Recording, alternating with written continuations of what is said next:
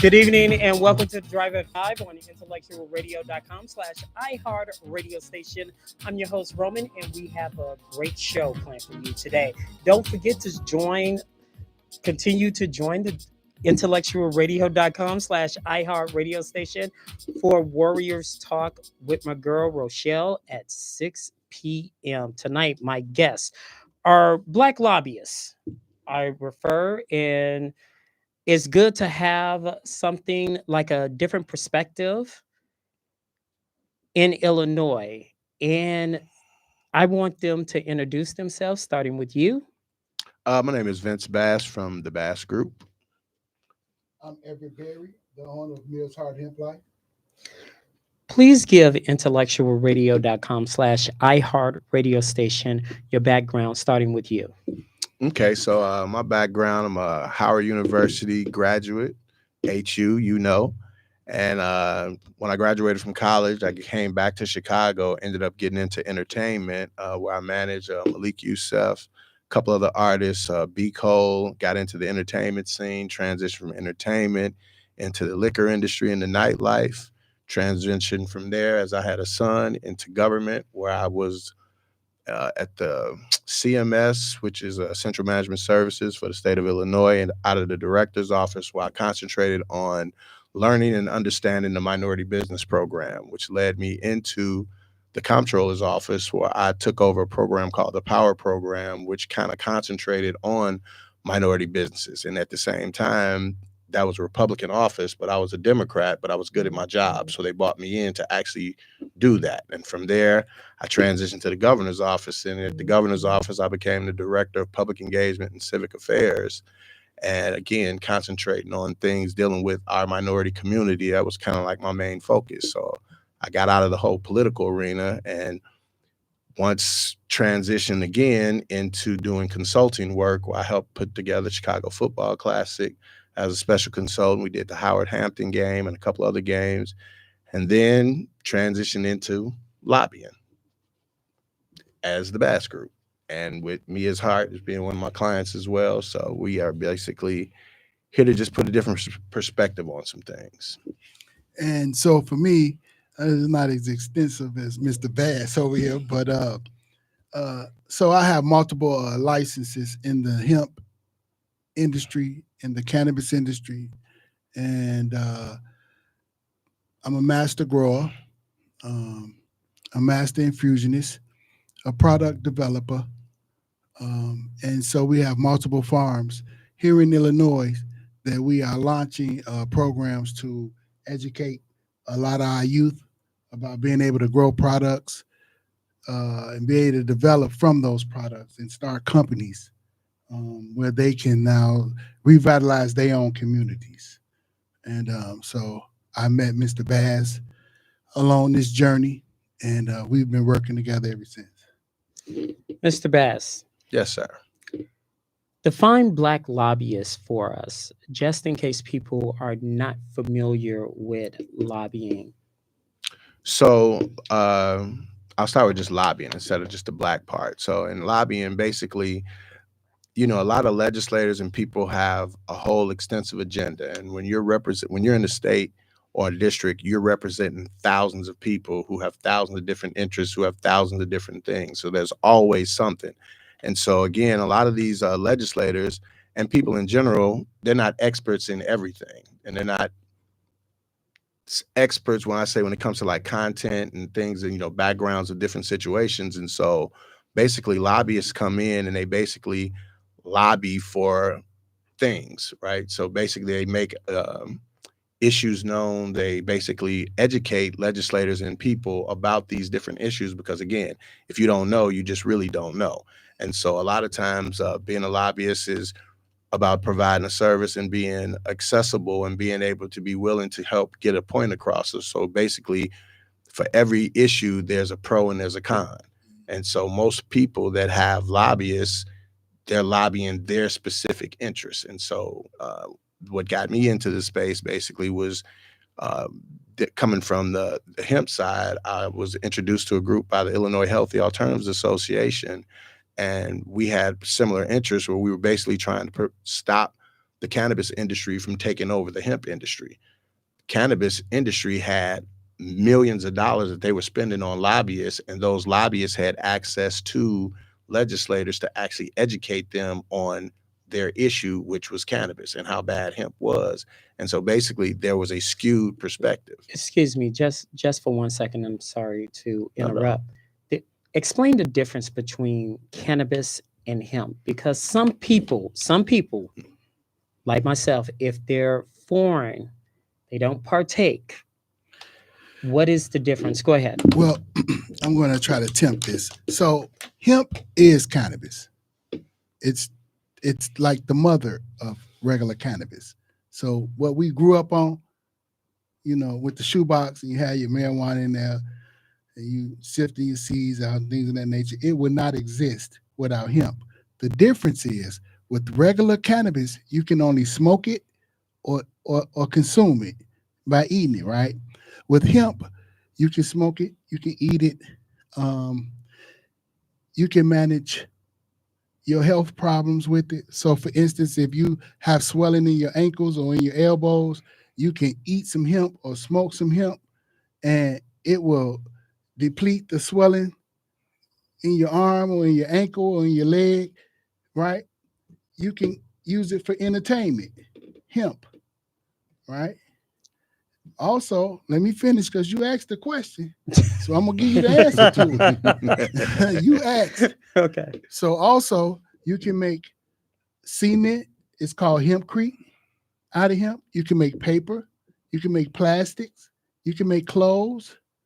So that's the difference in hemp versus regular cannabis. Hemp, you use the actual whole plant and the stem, the whole plant. Cannabis, you pretty much just use the flower, which you might call weed. So there's a difference between weed, marijuana, or reefer? No. Those are just different names that's used to identify with it, if you may. Gotcha. So like if you got medical marijuana and you got recreational marijuana, the recreational marijuana don't have something to make you feel, jump up and down and feel good. It's just cannabis. Medical marijuana don't have Tylenol in it. It's just cannabis. Those are names that's used to tax it. Period. Now, with the lobbying, since we differentiate between cannabis and hemp, why cannabis people think it should be more cannabis than hemp? So in a nutshell, basically, it's a business. So the cannabis business basically jumped out and a lot of promises were made. They were going to make all this money for the state and all these different people. And, black people were supposed to get into the space and be able to get rich and be millionaires out of that. And that just didn't happen. So basically the cannabis industry, the people that had the medical licenses were the big guys, or what they call the MSOs. And so multi-state operators. Those multi-state operators pretty much control the industry. So when it became recreational, they were the first ones to be able to take their medical licenses, and they were able to get recreational as well. So they were the first ones to jump out. And then you heard about this social equity, where that was supposed to be the space for minorities to get into the cannabis space. The difference being is that the cannabis industry or the cannabis space is technically federally illegal. So therefore you can't use banks, you can't borrow money, you can't use credit card machines. Anything federally controlled, you have no access to it. Right. Whereas they can still shut you down. Federal Correct. Agents. Correct. So basically, if Trump wants to, he can shut everything down. Well, yeah. Federally. He can shut it down by raiding these locations that we call dispensaries or grow facilities. Federally, those operations can be summons to federal court for operating a legal product, because marijuana is still a Schedule I narcotic federally. Whereas hemp on the other side is not. And so therefore you can use banks, you can use your credit cards, you can ship it across state lines, you can have it legally. And so for the most part, when the cannabis industry came out and, you know, their dispensaries, people were going to the dispensaries to get their cannabis. Then what started to happen is that if you'll notice, there are more smoke shops open than there are dispensaries. When I say smoke shops, those are like the CBD places, or you'll see some of them, they even got like the cannabis flower up there, but it's a smoke shop. And the difference is that they're able to sell hemp. The problem is that there's a product in hemp that is THCA, which is hemp, but THC is what gets you high. And then there's the THCA, which is a hemp plant. But once you put a flame to it, it literally becomes THC. And so people are legally selling THCA, which is hemp. And people are able to get high off of this product. And so people started to go to smoke shops in different places to buy hemp versus going to a traditional dispensary to buy cannabis. Whereas in the cannabis shops, it's a 35% tax on it. And so you had a lot of people was like, well, why would I pay this tax if I can go to this smoke shop and get something like that? And so what got me involved in the industry is that the cannabis dispensaries started to sell THCA and basically selling it as like it's exotic. So basically they started seeing that we can't stop this, so we could sell it too.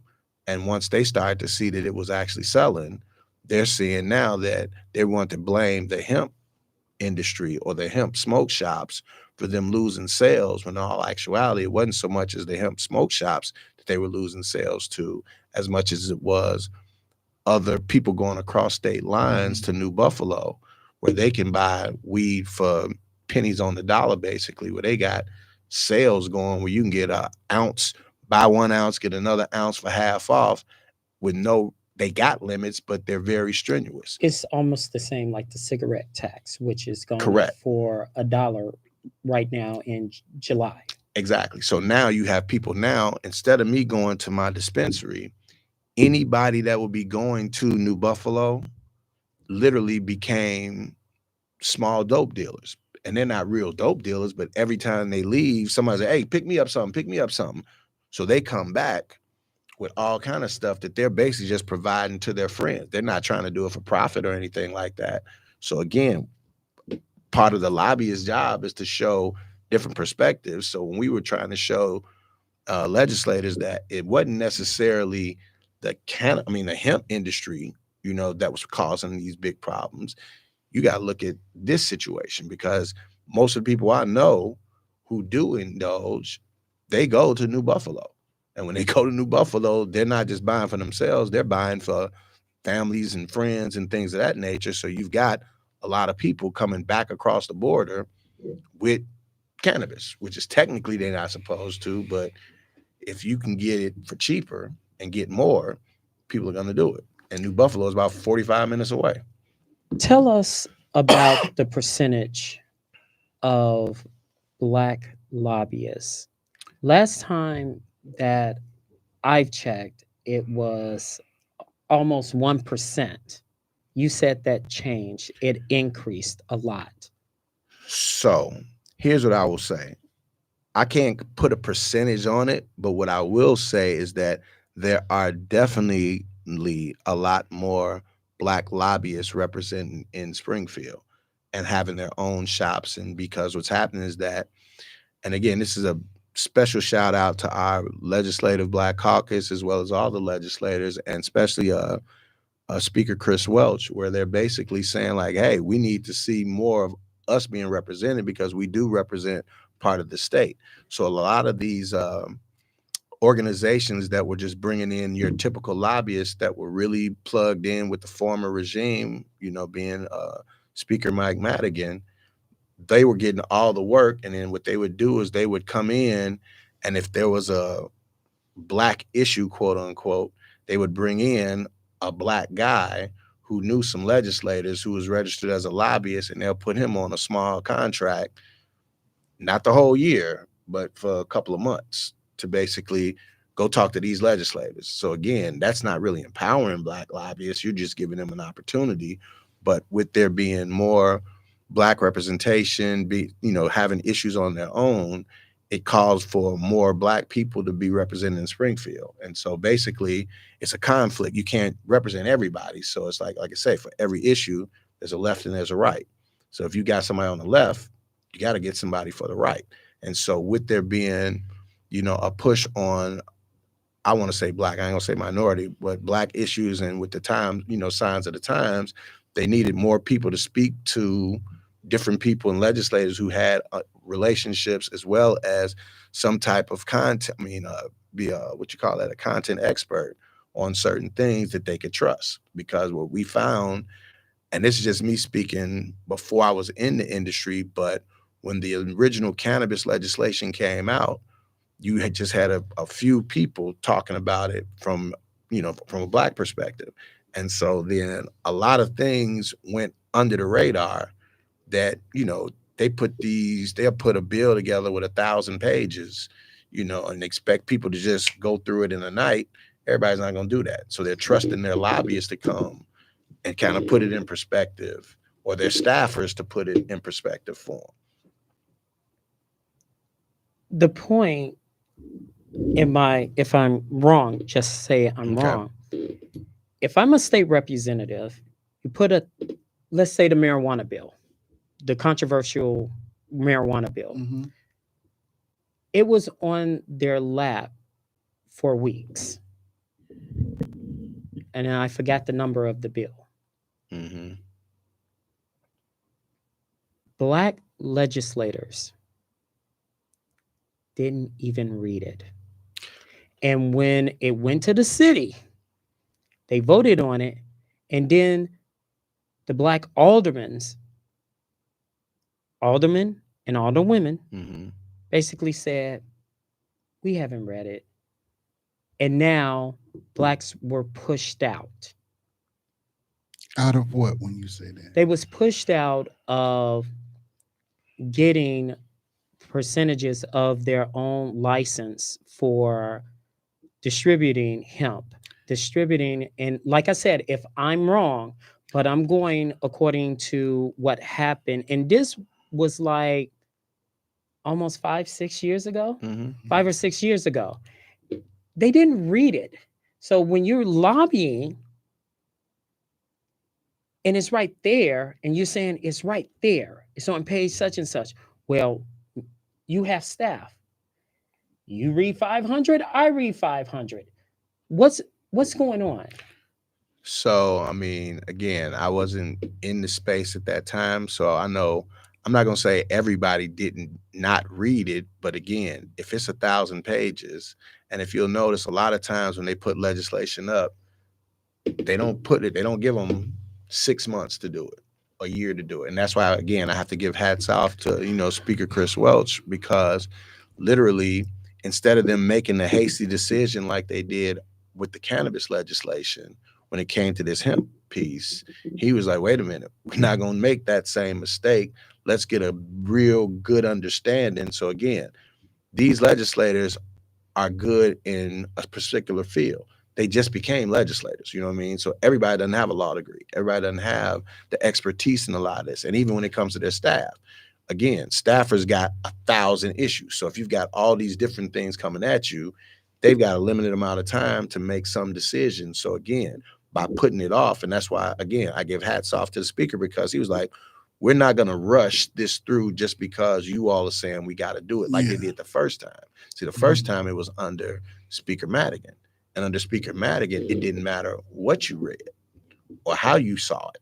However, in the city council, as well in the state, somebody can raise their hand and say, it's 1,000 pages.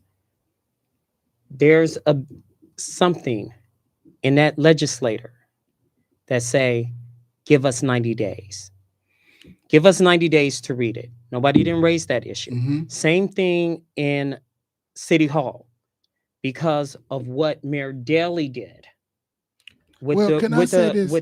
Let me finish the point. Sure. What Mayor Daley did, the junior, Mm-hmm.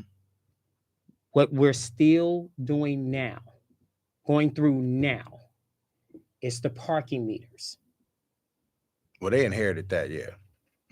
And he rammed it through, and nobody didn't read it. And when they finally read it,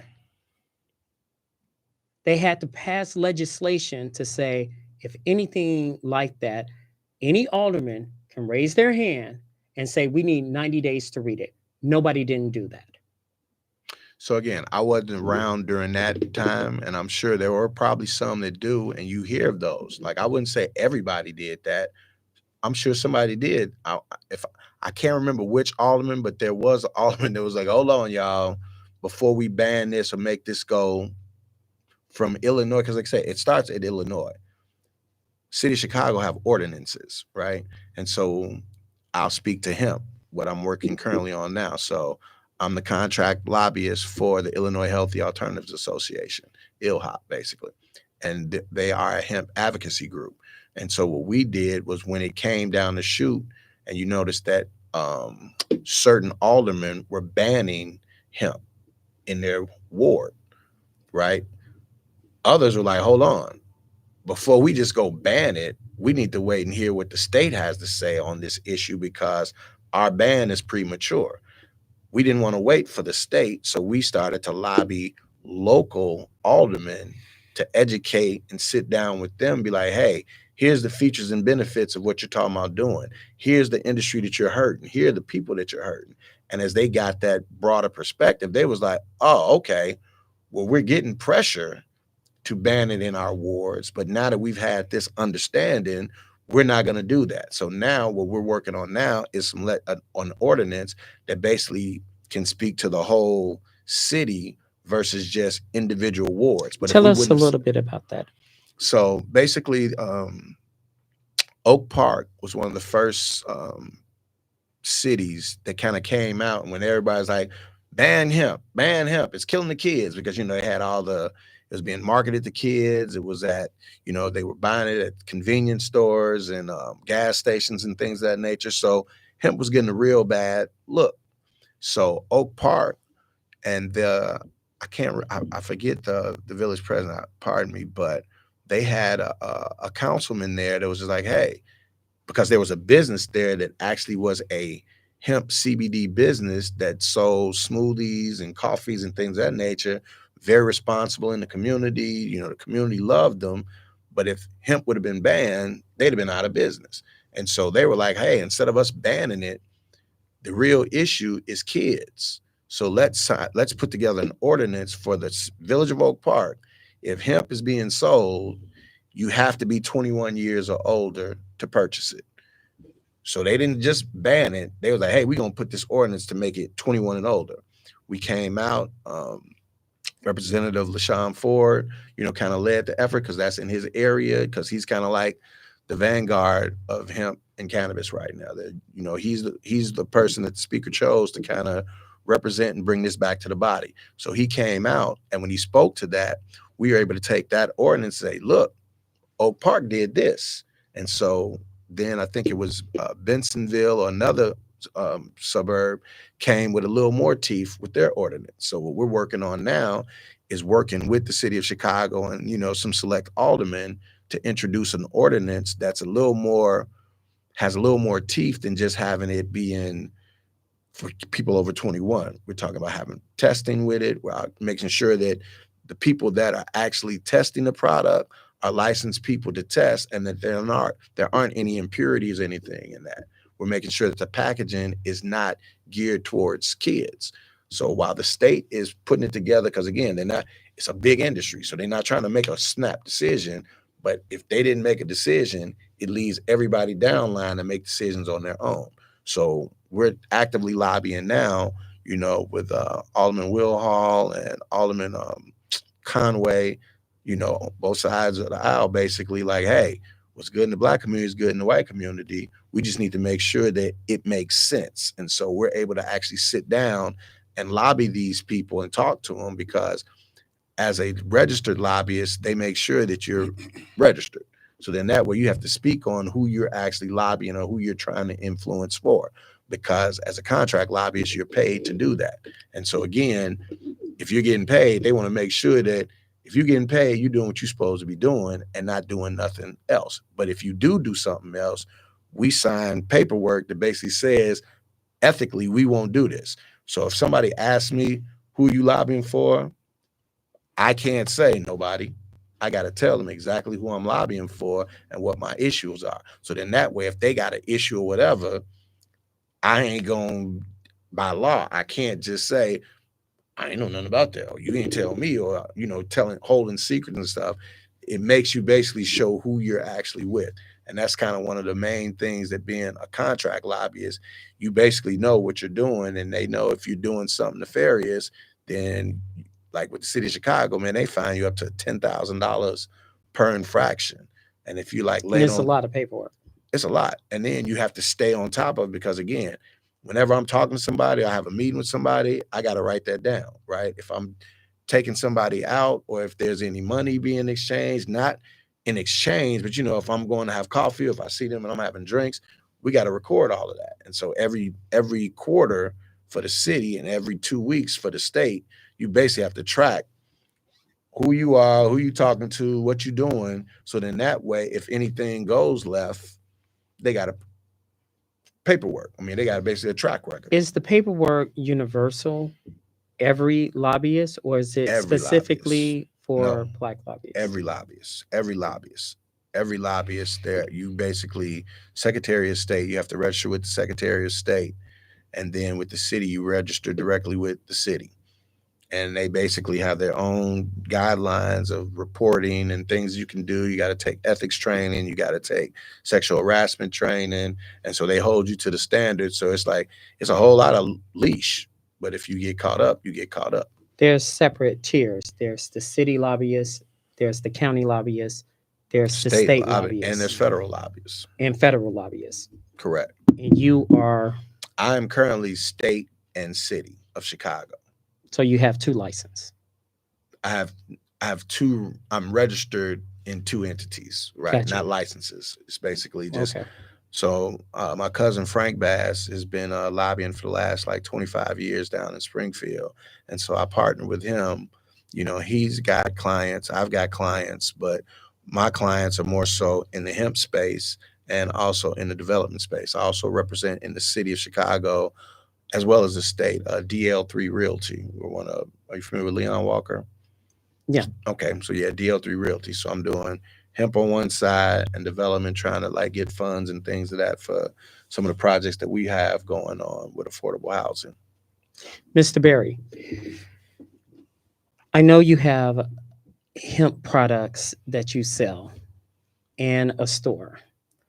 Tell us the challenges that's out there to maintain a license in the state of Illinois. Well, so I haven't had many challenges in the hemp sector. My challenges have been in the cannabis sector. So, which is 2 separate entities. Which is 2 separate entities, absolutely.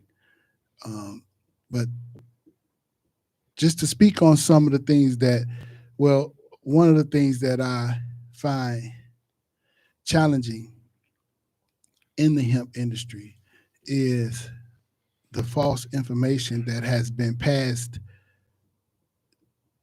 through our communities from the dispensary side, where they alienated the hemp because it was something that in our communities, it had started growing and rapidly. So one of the challenges that I've had is educating people on it, right? And the challenge is to get them to experience what the education is. So they'll listen to what I'm saying, but then maybe they won't go and follow up on that information that they was given or that product that they received. However, it's still doing good. But that's, to speak on the challenge on the hemp side, that's probably my biggest challenge. Other than that, we're doing very good. Your store has a variety of products. Mhm. Is it tough for a Black owner in hemp store? Well, I want to say this. So I don't have a hemp store. I supply the stores. Okay. I'm a product developer. So I develop products. My job is to develop products so that the stores can make money, right? I'm an educator of the hemp industry as well as the cannabis industry. So I'll say no, the hemp stores are not struggling. The people like the products. The people like hemp. They've actually been going to the dispensaries and saying, hey, do you guys have Delta 8 products? Or hey, do you guys have CBD products? And so that's where the dilemma came in Illinois with the hemp industry and the cannabis industry, because so the hemp industry was developed in 2018. It was legalized federally. Most of the states that we are speaking about on the cannabis side today was licensed or legalized after 2018. So everybody that's in the cannabis industry actually had the opportunity to be in the hemp industry. So everybody made their decisions. They could have even did both at that time.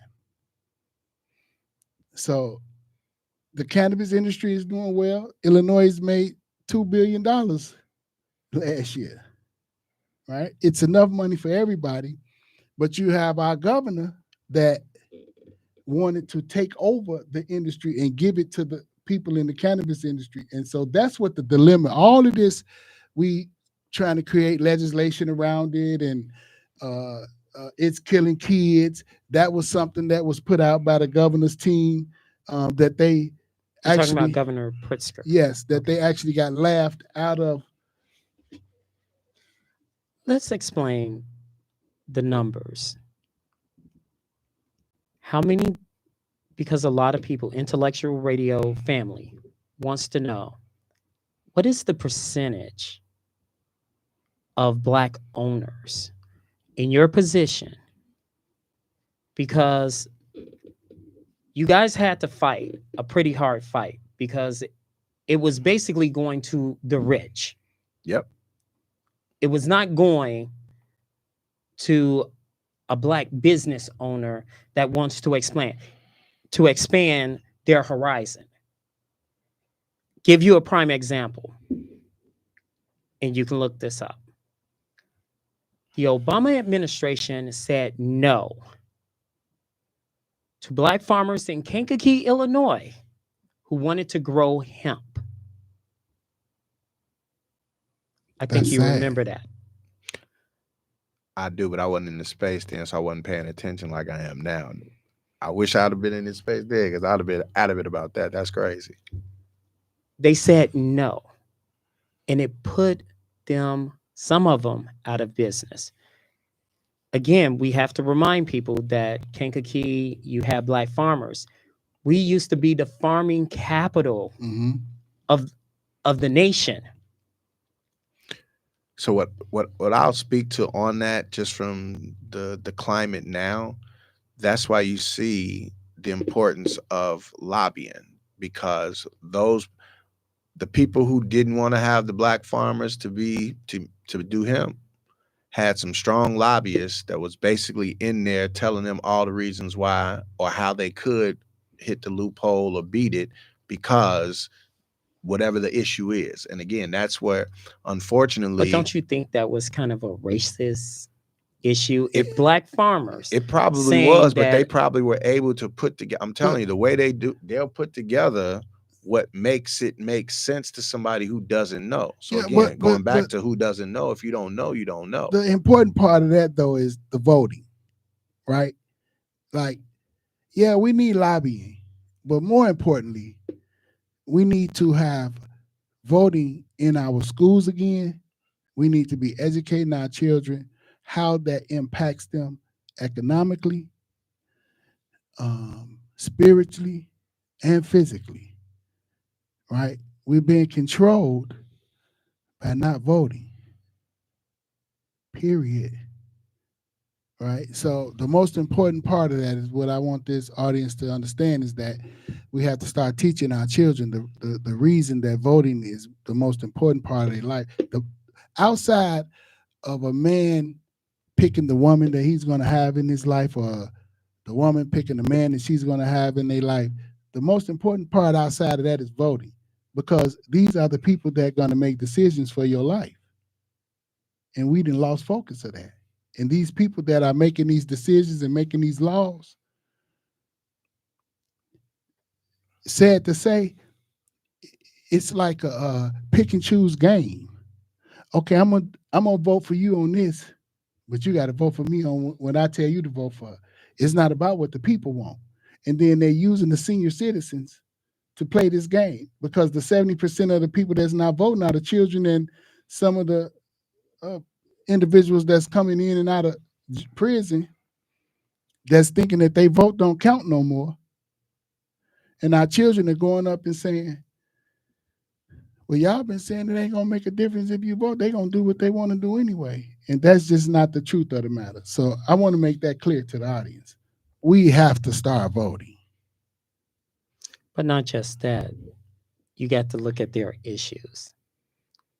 The issues are very important. Just like the hemp issue is important. Mm-hmm. And if somebody is anti-hemp, what would you say? So you have to provide again for every, there has to be a left to know what right is, right? So every time someone has a pro issue, there's a con. The issue is not trying to act like it don't exist, but it's just like, here are the pros of what I'm speaking and here are the facts. And a lot of times when you line facts up and you allow people to make a contrast of the facts, then they can make their own drawn out conclusion, right? A lot of times if you look at, and you ask, like what my partner was saying about, people voting, the reason I always bring up the whole lobbying aspect is because, again, you don't know what you don't know. And I use the analogy, you watch Sanford and Son, you remember Sanford and Son, the black cop and the white cop? Yeah. Remember, whenever the white cop came around, the black cop was right there with him. He would get to talking, and what was the first thing everybody would do? As soon as he finished talking, they looked to the black cop for him to translate what he just said. And it was to the point where they'd be like, oh, see, and that's what happens a lot of times. You have people speaking for the sake of speaking, but not really connecting to the audience that they need to connect to. And that's where you have a translator. I'm going to push back to you okay. on that issue, and you can chime in, Mr. Berry, as Sure. well. You have an overwhelming number of Black representation in City Hall that they don't have to look for translation in this state, period. And you go to Springfield, you have a lot of Black representation. You don't have to look to the right to translate. But again, I understand the educational value. But come on, they've been in Springfield for 14, 15. Come and on. I give them that. That's true. And then to me, they're just making a check. Absolutely. I agree with you. But go ahead. Partner. I'm finished. I'm saying, and what you're saying is correct to a degree, but at the same time, you got to look at it again. Every year there's new issues and there's new climates that change the issues, and what in a day you got 24 hours, right? In that house, they got over 100 and something representatives representing the whole state. So now, if you live in the Marionette Park, your issue is totally different than the person that lives in Lawndale, right? But when those issues come to the floor, he's going to be representing his people. That don't mean that's the whole state. He's representing his people. he's going against the guy that's representing his people. So they got to come up and they're going back and forth over issues that they may know. If you're in finance, you can speak on budgetary issues and things of that nature. You know different things. If you're not, you're going to need somebody to basically break that down and educate you on that. Because again, you're being held accountable for a vote. And under the last speaker, I was there under Bruce Rauner's administration. It didn't matter what they said, what they thought, you gonna vote this. Period, point blank. That's what brother's speaking of. That's what he's saying, though. That Mr. was Bass. then. I'm saying now they have a little more autonomy to do, and that's where there's importance for them to get Black lobbyists, Black people to help them. Because again, the speaker gave them their staff. So I was there when if a guy was trying to do something to help us, it was their staffer that was giving a call to the big house. That would be a Karen and a Susie. Yep. A Karen and a Susie. And it's the opposite of what you just said. Meaning that I'm talking Black. Mm-hmm. I'm pro-Black for my people. Mm-hmm. Okay? Mm-hmm. I'm pro-Black. Mm-hmm. And then I go to the other room. You got Susie there or Karen.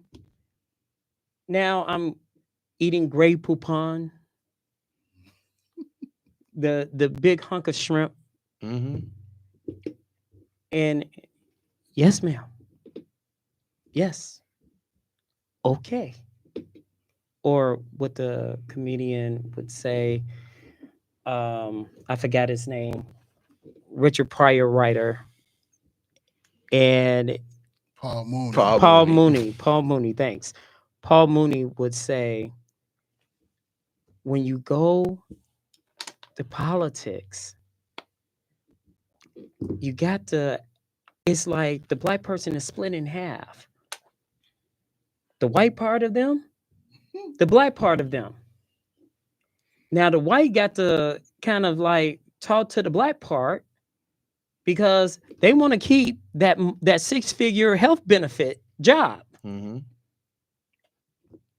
We're not getting nothing out of it at all. I mean, I agree. And that's what I say again, Rome wasn't built in a day. And I still give credit where credit is due. And have you seen the documentary Madigan, Power, Politic, and Privilege? Yes. Okay, so you saw in how that regime was handled and operated. Yeah, it's a well-oiled machine. For 40 some years. Almost like the mafioso. So even when you dismantle it, you still got to figure out how to make things run. And to speaker... The same metaphor. Mm-hmm. You cut the head of the snake is still alive for several more days. So, to your point, in this case, that snake was a Titan boa constrictor that was going for 40-something years. And when you cut the head off, it wasn't no several days. It's going to be years. Well, because that's it's what not he's the referring people to up when top. he say several days. It's the people down line. And see, I give you, this is something that former Governor Bruce Rauner found out. It's politics, not politics.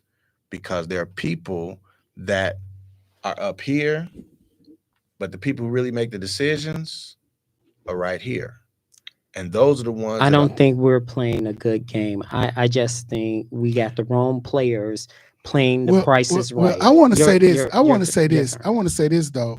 You're absolutely right. However, people like Speaker Chris Welch, and there are some senators and there are some state representatives that are representing the people, the businesses, not just because they're white owned or minority owned, but because these are people that get up every day, worked hard, have a business, and because you want to take the money that they making because you felt as though you were supposed to make it. I can honestly say we got people down in Springfield that was like, we're not rolling with that no more. Like, we got to do this a whole different way. And so that's what Vince is speaking on behalf of the hemp industry getting it right. the people that's a part of our legislation today, even on the city side, like they reach out to us, they speak to us. They before they make decisions in some of these wards, individuals have been called on to speak on behalf of what they do, right? And in some of those wards, I can say that were banned, the representation was weak, right? They didn't have strong representation, and so the other side did, and it failed. Is it our fault or is No, it no, their because fault? on our side, as far as in our communities, and when I say our communities, I'm speaking on the individuals that work with each other as a whole, right? Those individuals know who they are, right? It's not just black, right? Like we have other counterparts that work with us for us to even be successful in moving forward and what we moving forward on in the hemp industry. On the cannabis side, it's a takeover. And everybody was left out of that takeover except for the people that was mainly in the medical marijuana industry. See, they came into it with a bag. We came into it with our life savings. It goes back to what I said on this show. Dr. King, way ahead of his time, an interview proven true to this day. The white community was saying blacks needs to get over it. They need to pull themselves by the bootstrap. Mm-hmm. That bootstrap quote with during an NBC interview, a reporter asked him that, and I'm paraphrasing. Mm-hmm. He said, "How can you justify we was forced here, and you don't want to pay us free labor?" Mm-hmm. We had a discussion about the black farmers Mm-hmm. wanted to make their money. We talk about reparations, but people don't know the meaning of reparation. And he went on to say, how dare you sit there and tell us to pull us by the bootstrap, and we don't have a boot. Your thoughts? Well, my thoughts on that is you're absolutely right. It's a game that's now being played to keep us from moving forward. Like I spoke up before and said that the people that has taken over the cannabis industry are the very ones that were already in the medical marijuana industry. See, at that time, blacks wasn't trying to fight for licenses. They was just happy that they could have a license to go purchase it from the medical dispensaries. But these group of individuals had already capitalized on it across the nation, whichever states that had allowed it to be cultivated and retail, they had already taken over the industry already. So when they came into the cannabis industry for recreational, they wrote the laws. They had their lawyers to draft up those laws and give it to the lawmakers. It's stuff that's in the bill right now that I can guarantee you, if we got 108 lawmakers, 108 of them don't know something that's in that bill. Well, when you use common sense, and it's no swipe. That's a legal terminology. I'm going to call my legal friend. I'll pay him a couple of dollars to read over it, and as you say, break it down in layman's terms, so I know what it means. We know the bait and switch because they look at education. They put in words that you don't know what it means. Mm-hmm. Only a legal person would know. Well, absolutely. If you have black attorneys, which is a growing number of black attorneys there, Yep. why won't you take advantage of it? So again, it goes back to when you disrupt and dismantle something, it takes you time to replace that. And I keep going back to the speaker because this last session, he literally finally was able to put in his own people. So to your point, he can have that agenda. Because again, if somebody is there to not be there for you and they're paid by the other side to give you advice, that's what was going on. And again, it takes you time to figure out who are those people. How do I get my people that I know if I tell you to do something, it's going to be like this. So a lot of things, like they were trying to sweep a lot of stuff in. And again, there's an organization that I'm proud to be a part of. It's new. It's called the Black Policy Impact Network. And it's basically a support group for Black lobbyists to not only support each other, because like you say, what we found out what they do, it could be the left and the right. They having drinks talking about what their strategy is from a left and a right perspective together. We weren't doing that. This last go round, like now that you have more Black lobbyists, and now there's an organization to start trying to pool the resources, get the things together, be a national What's organization. the name of the organization? It's the Black Policy Impact Network. And what's the name of BPIN. your organization? Oh, that's the name of it.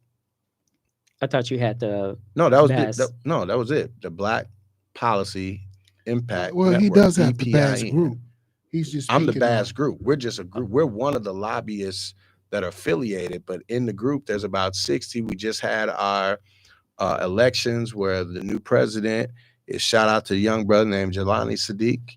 And we've got a crew. So we got bylaws, the whole nine. We're going through getting all the paperwork put together so that we could be a legal entity. We started off as a networking group that, you know, we've got a line where we keep each other informed with different things, the different fundraisers, different places to be.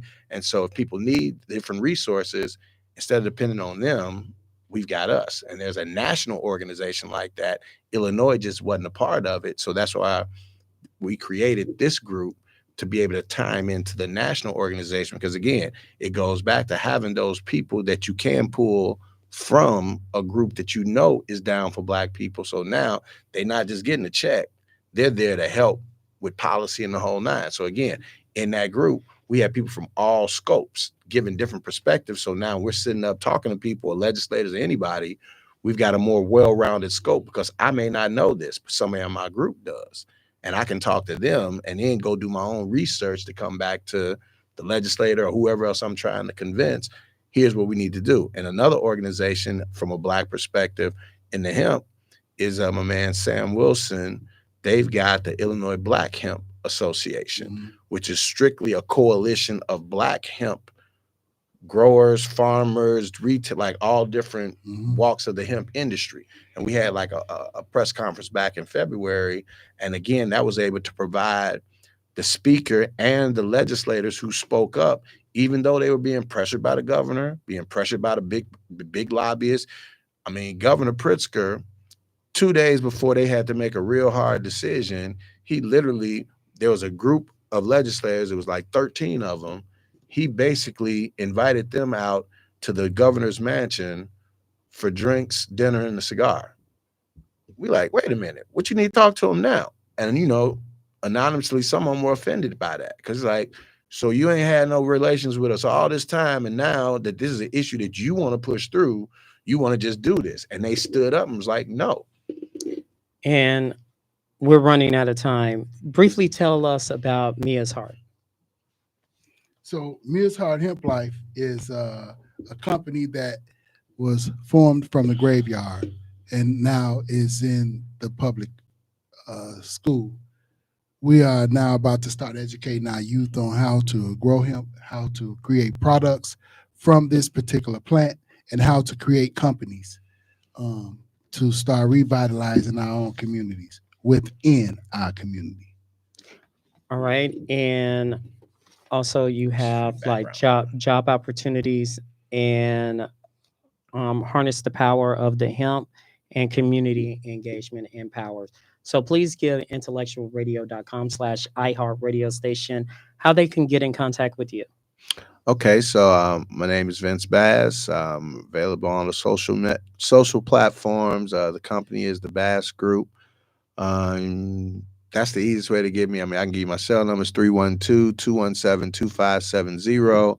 I am a contract lobbyist, which means I don't just take all issues. It's basically contracted. So I have to really believe in something for me to just take on. Like, I'm not just taking on things just for the money, because I didn't get into this for the actual money. I got into it to actually help my people, and this was the best place to jump in and start. Absolutely. And shouts out to Illinois Healthy Alternatives Association, because they gave me an actual platform to represent my people while helping save an industry and my brothers, or our company, I should say. And I want to give a shout out to Illinois Black Hemp Association. And I can be contacted. You can go to our website, meishard.com, where you will also be able to link up with us on various platforms. So look forward to hearing from you guys, and look forward to doing business with the community. Thank you very much. All right. Don't be a stranger to Intellectual Oh, not Radio. at all. Appreciate the opportunity. All right. That's Was a going to do it pleasure. for us on this Monday evening. Thanks to Wonder, our executive producer, Earl behind the scenes. You guys have a wonderful week. Thank you. Thanks, Wanda.